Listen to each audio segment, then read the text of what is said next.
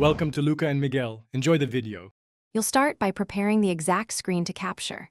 Make sure relevant windows are visible and unfocused pop-ups are closed. Once done, choose your capture method.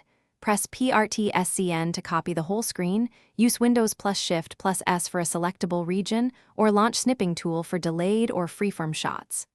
Do this now, don't delay. You're capturing intent as much as pixels. Set framing carefully so you don't need to recapture.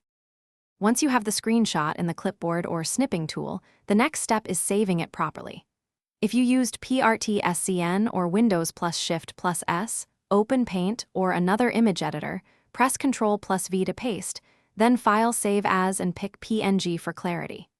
If you use Snipping Tool, click Save, choose a folder such as Pictures, and give a descriptive file name. Make sure to note the save location, so you can open the file and to view the screenshot, go to the folder where you saved it and double-click. The default photos or your image viewer will open it. If you can't find the file, check the clipboard history, Windows plus V, confirm Snipping Tool's default save path, or search for recent image files by date. If the viewer won't open the file, verify the extension, rename PNG to JPG only if needed, or open the image in another program. One quick tip: clear the clipboard then recapture if the clipboard seems stuck.